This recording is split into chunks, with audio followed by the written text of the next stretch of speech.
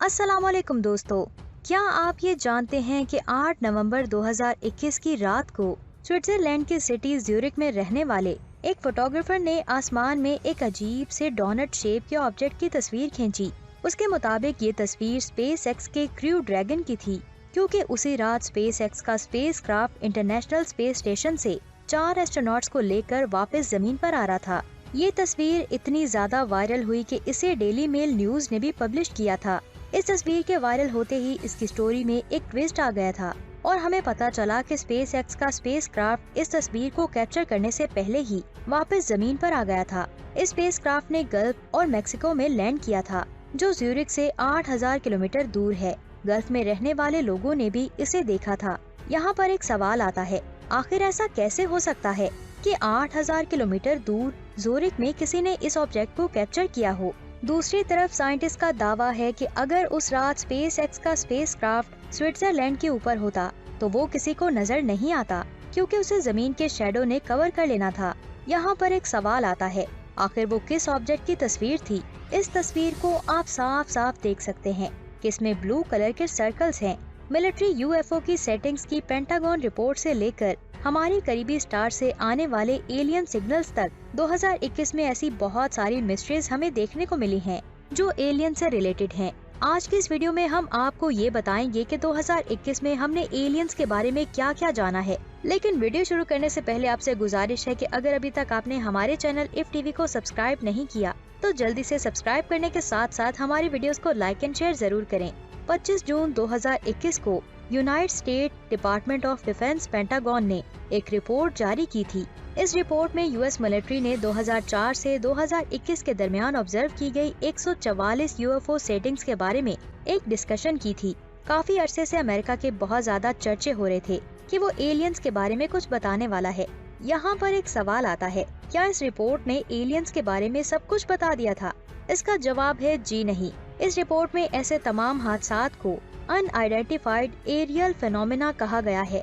Pentagon ने इन्हें military का खतरा समझा, जिसकी वजह से इनमें से कई इंसिडेंट्स को नेचुरल फिनोमेना नहीं बल्कि फिजिकल ऑब्जेक्ट्स माना गया था, और इसी के साथ ही इन्हें top secret US government project कहा गया। यहाँ पर मैं आपको बता दूं, उन्होंने किसी भी ऑब्जेक्ट को यूएफओ के साथ नहीं जोड़ा। इस रिपोर्ट में वाज़ेह तौर पर लिखा हुआ है कि इन 144 सेटिंग्स में से एक भी ऐसा सबूत नहीं है जो यूएफओ को एलियन के साथ जोड़ता हो। इफ टीवी के दोस्तों, मैंने आपको अपनी पिछली वीडियोस में डायसॉन स्फीयर के बारे में बताया है।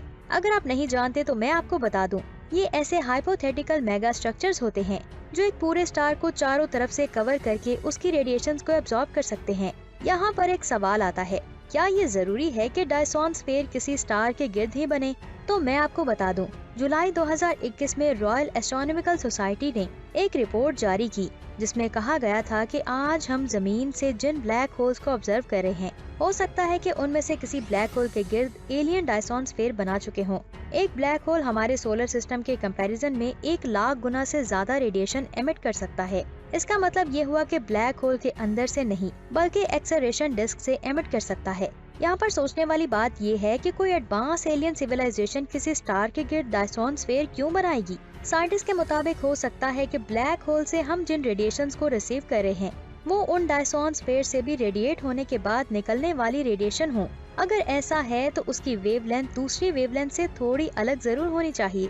साइंटिस्ट इनके दरमियान मौजूद डिफरेंस को समझने के लिए एक एल्गोरिदम पर काम कर रहे हैं, और हो सकता है कि फ्यूचर में हम इन ब्लैक होल्स डायसॉन स्फीयर के बारे में डिटेल से जान पाएं।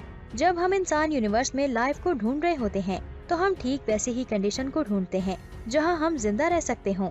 मतलब कि वहां के एटमॉस्फेयर में ऑक्सीजन ज्यादा होनी चाहिए, वहां लिक्विड वाटर होना चाहिए, टेम्परेचर जमीन की तरह नॉर्मल होना चाहिए, और इसके साथ साथ वो प्लेनेट अपने स्टार के हैबिटेबल जोन में भी होना चाहिए।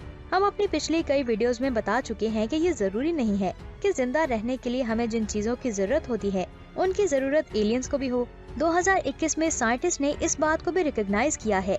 अगस्त 2021 में एस्ट्रोफिजिकल जर्नल की एक रिपोर्ट में कहा गया था कि हाई सी एन प्लैनेट्स पर भी लाइफ मौजूद हो सकती है।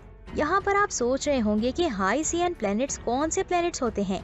मैं आपको बता दूं, ये ऐसे प्लैनेट्स होते हैं जिनका साइज हमारी जमीन के कंपैरिजन में 2.5 गुना ज्यादा होता है।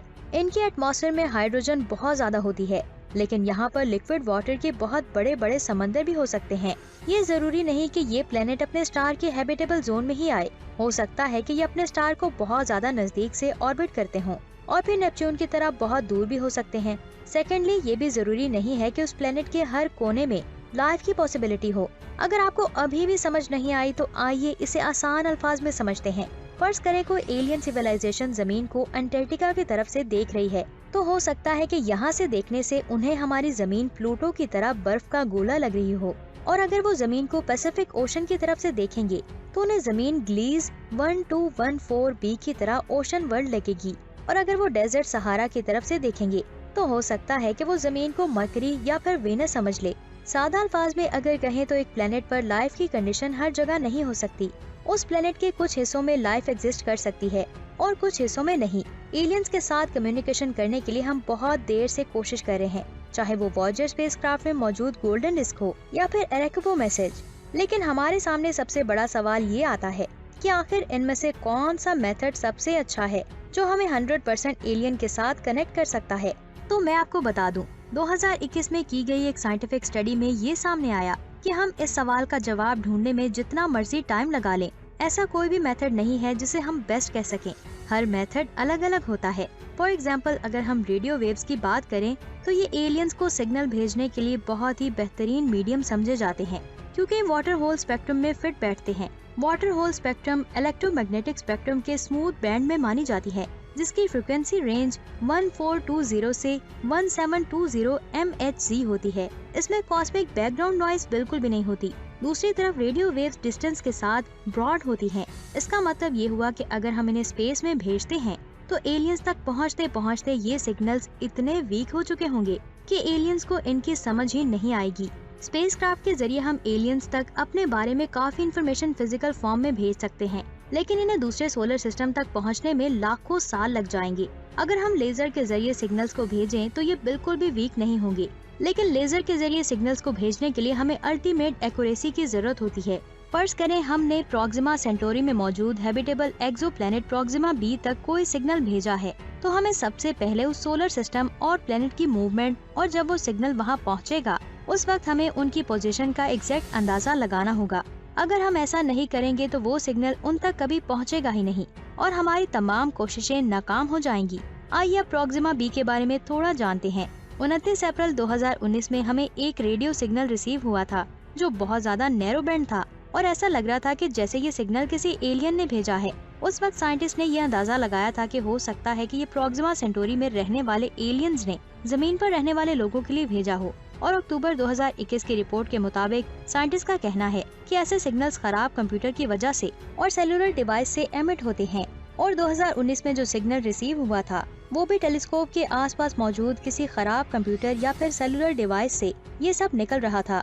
ये खबर एलियंस को ढूंढने में इतनी खास तो नहीं है, लेकिन नेक्स्ट टाइम हम आउटर स्पेस और जमीन के सिग्नल्स में अच्छी तरह से फर्क कर सकेंगे। वैसे आपकी इस बारे में क्या राय है, हमें नीचे कमेंट्स करके जरूर बताएं और जाते जाते चैनल को सब्सक्राइब कर लें ताकि हमारी तमाम वीडियोस के नोटिफिकेशंस आपको मिल सके। अपना बहुत सारा ख्याल रखें। अल्लाह हाफिज।